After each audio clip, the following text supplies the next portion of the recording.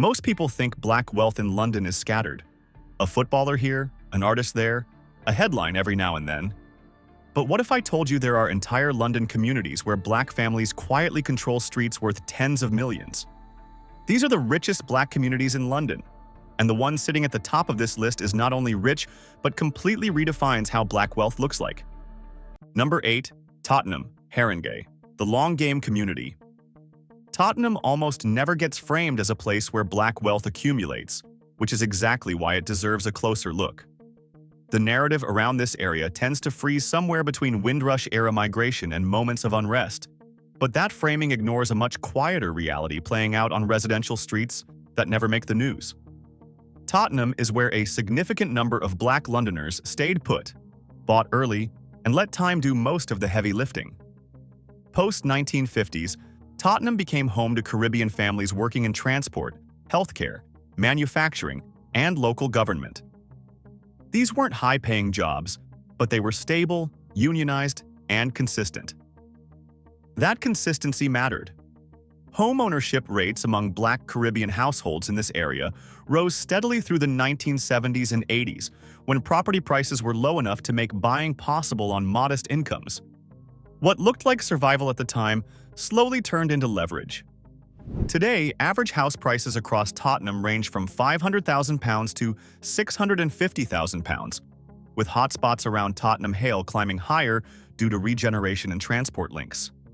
Many black families here own homes outright, sometimes more than one, either through inheritance or early purchases. I've heard people describe relatives who worked as bus drivers or nurses retiring as accidental millionaires, not because they chased wealth, but because they never sold. The stadium redevelopment accelerated this shift. Billions poured into infrastructure, retail, and housing, and land values followed. Yet many black homeowners didn't exit. They refinanced. They rented rooms. They converted properties into multi-unit homes. This is asset-heavy wealth. Low flash, high resilience.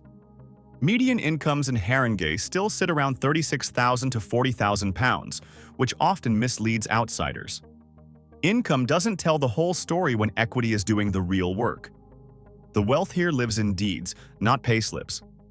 Add to that a dense network of black-led churches, community groups, and trade connections that quietly circulate opportunities. Construction contracts, caregiving businesses, small logistics operations, and you begin to see how money stays close. And so, Tottenham is less about arriving rich and more about staying long enough for the city to catch up to you. And once you understand that, the next rich community starts to make a different kind of sense. Number 7. Lewisham and Deptford. Market money to property power. Lewisham wears its black identity openly, but its wealth story is far more subtle than people expect. This part of southeast London became a Caribbean stronghold after the war, later joined by large West and Central African communities. What sets Lewisham and Deptford apart isn't just culture. It's how many families here used commerce as a stepping stone, not a destination. Walk through Deptford Market and you'll still see the legacy. Food stalls, hair supply shops, tailors, fishmongers. But what often goes unseen is what came next. Market traders became wholesalers. One-chair barbershops expanded into multi-location salons. Informal catering turned into registered food businesses, supplying events, schools, and offices. These weren't venture-backed startups, but incremental expansions fueled by trust and cash flow. Property values also underline this shift. Lewisham's average home price now sits around £550,000, with Riverside and new build areas in Deptford pushing higher. Many black families bought ex-council properties here in the 80s and 90s at deep discounts.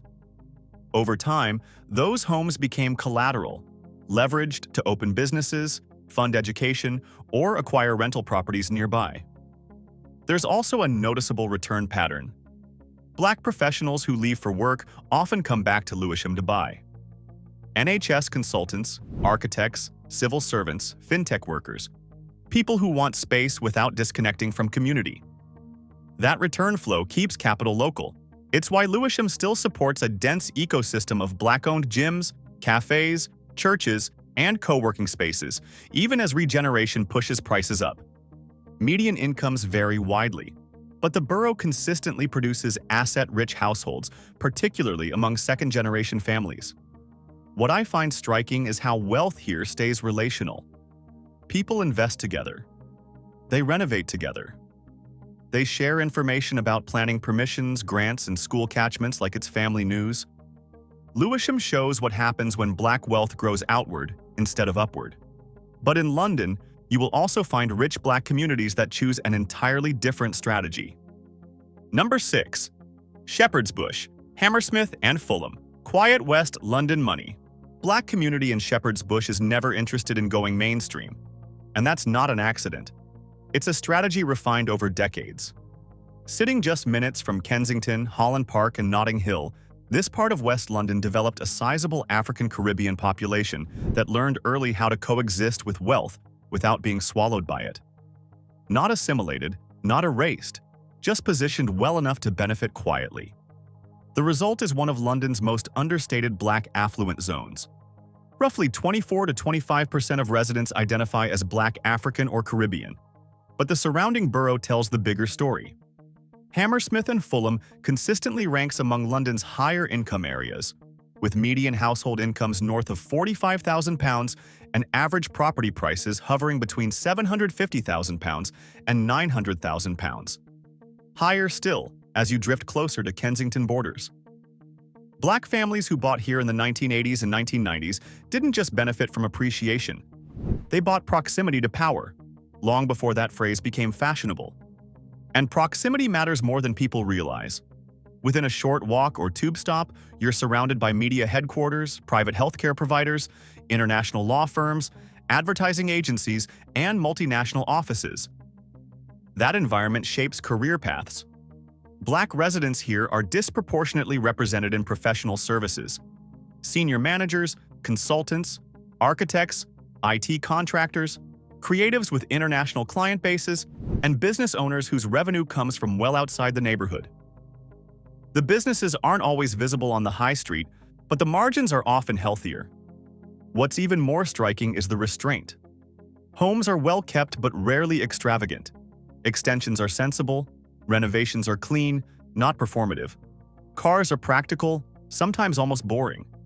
The spending shows up elsewhere: private education, university abroad, property in the Caribbean or West Africa, investment flats, and long-haul travel. This is wealth that prioritizes optionality over attention. The goal isn't to be seen, it's to stay flexible. There's also a cultural confidence here that's hard to fake. Churches, barbers, Caribbean cafes, and African groceries still operate, not as nostalgia, but as infrastructure. They coexist comfortably with affluence. No one is trying to prove anything. Shepherd's Bush has been described to me as where Black London learned how to blend without disappearing, and that feels right. The community didn't vanish as wealth arrived. It simply adjusted its volume. Compared to places like Brixton or Peckham, where cultural visibility often came with commercial pressure, Shepherd's Bush chose a different path. It leaned into professional insulation rather than cultural centrality. That decision preserved stability. It also preserved wealth. And above this level, wealth doesn't adapt to the city anymore. It begins to subtly direct it. Number 5. Peckham, Southwark. From survival capital to strategic wealth. Peckham has always been loud culturally, but financially, its story is far more deliberate than outsiders assume. People see murals, music, markets, and energy and assume chaos. Residents, on the other hand, tend to see price per square foot, catchment areas, transport upgrades, and timing. That gap in perception is where Peckham's black wealth quietly grew.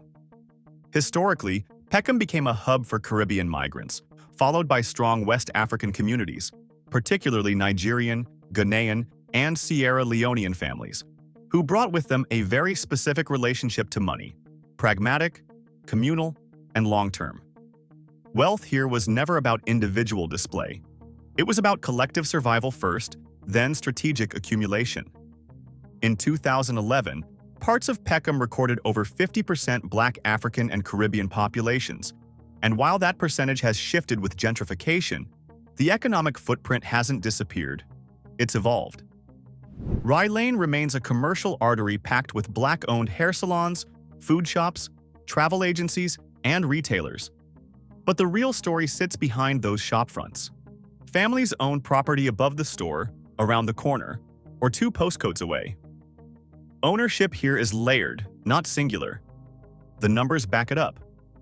Average property prices now sit around £600,000 to £700,000, with renovated Victorian terraces pushing well beyond that. Many Black households bought when prices were a fraction of today's values, often through pooled family resources. One aunt's savings, a cousin's credit profile, a brother's trade skills handling renovations. Together, those pieces turned into equity. It's a model that doesn't show up neatly in estate agent brochures, but it has produced real, measurable wealth. What makes Peckham especially compelling is how entrepreneurial income feeds asset growth. Retail profits become deposits. Rental income funds education. Education loops back into professional careers in law, tech, finance, and consulting. Today, it's common to see second-generation Peckham kids working in Canary Wharf or the city, then deliberately buying locally to stay close to family networks. That choice keeps wealth circulating instead of exporting it. Gentrification complicates the picture, of course. Rising prices, new developments, cultural tension, all real. But unlike areas where displacement hollowed communities out, Peckham still has a dense Black middle-class holding ground.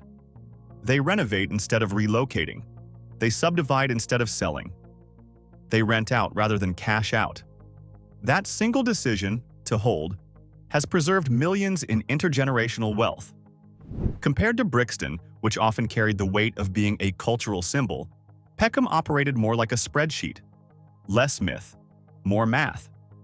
And that's why today, when you look past the noise, Peckham doesn't just feel culturally rich. It looks financially formidable. And now we are halfway through this list of richest Black communities in London. And if these stories of industrial grit and billion-dollar ambition are inspiring you, consider dropping a super thanks. We are building Black status to be the ultimate archive of Black success, and your support helps us dig deeper, research harder, and tell the stories that mainstream media ignores. If you want to see more content about the architects of Black wealth, hit that super thanks button and help us grow. Let's continue with the video now. Number 4. Brixton, Lambeth. Culture that accidentally became capital. Brixton is often described as the soul of Black Britain, but that description doesn't fully capture what's happened here economically. Culture didn't just survive in Brixton, it appreciated. And the families who stayed long enough to see that shift are sitting on some of the most quietly powerful wealth positions in South London. Post-Windrush, Brixton became a Caribbean stronghold, shaped by music, food, activism, and trade. For decades, it was overlooked by investors, which, ironically, made it accessible. Black families bought homes, opened shops, and built institutions without competition from large developers. Fast forward to today, and Brixton sits minutes from central London with transport links, nightlife, and brand recognition money can't manufacture. Property prices now reflect that. Average homes in Brixton range from £650,000 to over £800,000, with prime pockets exceeding 7 figures. Many Black homeowners here bought in the 70s and 80s, some through council purchase schemes, and never left. What started as affordable housing turned into prime real estate simply by staying put. What's unique about Brixton is how cultural capital converted into financial leverage. The markets, venues, and food spots didn't just attract tourists, they attracted developers, councils, and global attention. Black business owners who held leases or freeholds suddenly found themselves negotiating from a position of strength. Some sold, others partnered. The smartest ones refinanced and expanded elsewhere. Median incomes in Lambeth don't always reflect this wealth because much of it is locked in property and businesses, not salaries. It's not uncommon to meet retirees in Brixton sitting on assets worth £1 to £2 million while living modestly. That mismatch between appearance and reality is part of why Brixton's wealth gets underestimated. There's also a strong professional class here now. Black creatives, executives, consultants who choose Brixton deliberately. Not for affordability, but for identity. That choice keeps capital circulating locally instead of draining outward. Brixton proves something important. When culture owns space long enough, it becomes infrastructure. And infrastructure, once established, doesn't just support wealth, it multiplies it. And from here, we move into communities where Black wealth stops defending territory and starts defining entire boroughs. Number 3. Hackney, East London. Creative capital that refused to stay temporary. Hackney's Black wealth story doesn't begin with money, and that's the first thing people get wrong about it. It begins with proximity, to opportunity, to institutions, to the kinds of jobs that don't always pay outrageously well at first, but quietly turn into long-term leverage if you stick around long enough. For decades, Hackney was a landing zone for Caribbean families pushed east by post-war housing policy, followed later by African migrants and Black British creatives priced out of more central boroughs. What they found wasn't glamour, it was access. Access to the city, to media firms, to universities, to the cultural industries that orbit Shoreditch, Clerkenwell, and later Silicon Roundabout. That access mattered more than prestige. Today, roughly 20 to 22% of Hackney residents identify as Black African or Caribbean, with a much larger global majority presence overall. But the real shift shows up in housing and profession. Average property prices now hover between £650,000 and £900,000 depending on the postcode, with pockets of Stoke Newington, London Fields, and Dalston regularly pushing past that. Many Black families bought when prices were a fraction of today's levels, sometimes through right to buy, sometimes through informal family pooling, sometimes simply by staying put when others left. What makes Hackney distinct is how money is earned. This is a borough dense with Black architects, senior designers, creative directors, producers, consultants, policy professionals, and tech-adjacent roles. These aren't viral careers, but they scale. They come with equity, partnerships, IP ownership, and long-term contracts. When paired with property ownership, that combination quietly creates seven-figure net worths without flash. There's also a rental economy beneath the surface. Garden studios turned into workspaces. Multi-floor terraces split into income-generating units. Short-term creative lets layered on top of long-term residential ownership. Hackney rewards people who understand zoning, planning permissions, and timing, not hype. What I find most interesting is that many Black professionals here didn't intend to build wealth. They intended to build careers. Wealth followed because they stayed long enough to own their environment instead of renting it emotionally and financially. Hackney proves that creativity isn't fragile. It just needs permanence to compound. And once you understand that, the rest of London's Black wealth map starts to make a lot more sense. Number 2. Croydon, where scale turns survival into strategy. Croydon doesn't look like a wealth hub if you're scanning Instagram. It looks practical, busy, slightly chaotic. But that's exactly why it works, because Croydon runs on scale, not symbolism. By sheer numbers alone, Croydon is one of the most important Black economic zones in London.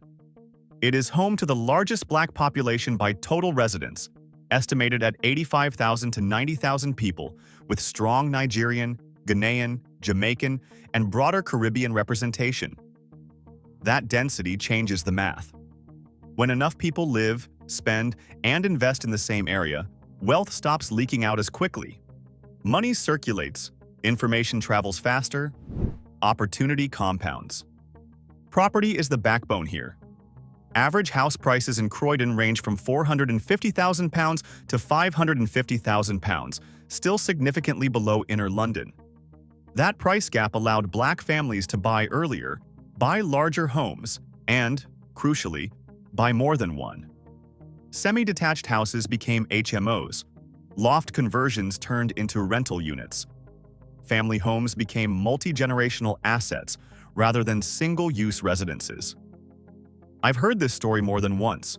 One house bought just to live in quietly turns into the anchor for 3 income streams over 20 years. But Croydon isn't just about housing, it's a commuter wealth engine.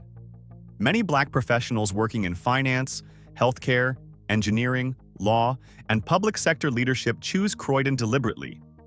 Fast rail links mean central London salaries can be paired with suburban ownership. Compare that to places like Hackney or Lambeth, where rising rents eat into earning power.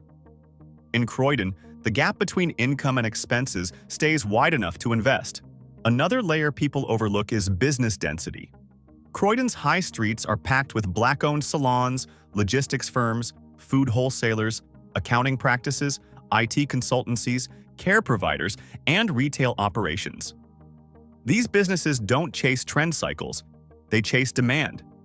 And demand here is constant, predictable, and local. Faith institutions also play a quiet but powerful role. Large Black-led churches function almost like informal chambers of commerce, circulating information about jobs, contracts, childcare, property, and capital. That reduces risk. It lowers the cost of starting something new. In many ways, Croydon operates like a city within a city. And now we move to the #1 spot, the one Black community in London that feels almost impossible to exist. #1, Brent, when Black wealth becomes infrastructure. Brent earns the top spot because this is where Black wealth in London stops being individual and starts becoming systemic. Roughly 18 to 20% of Brent's population identifies as Black, with particularly dense clusters in Harlesden, Stonebridge, and parts of Wembley. But numbers alone don't explain Brent's position. What matters is ownership across layers: housing, retail, logistics, construction, events, transport-adjacent land, and institutions. This isn't one lane of success. It's an ecosystem. Property tells the first half of the story. Average prices now sit between £600,000 and £750,000, with Wembley regeneration pushing higher. Many Black homeowners bought decades ago, long before regeneration became policy language. That gap between purchase price and current value represents enormous locked-in equity, wealth that doesn't need to announce itself to be powerful. In contrast to places like Brixton, where gentrification often displaced ownership, Brent quietly held its ground.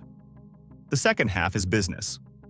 Brent hosts a dense network of Black-owned construction firms, property management companies, wholesalers, car dealerships, accountants, event operators, and import-export businesses. These aren't passion projects, they're infrastructure businesses. They employ people, they win contracts, they survive downturns. You don't need them to be cool, you need them to work. Wembley Stadium added an accelerant. Events created foot traffic. Foot traffic justified commercial leases. Commercial leases generated predictable cash flow. Predictable cash flow unlocked lending. And once lending enters the picture, growth becomes structural, not accidental. This is where Brent separates itself from other Black communities. Access to capital arrives after stability, not before. What stands out most is resilience.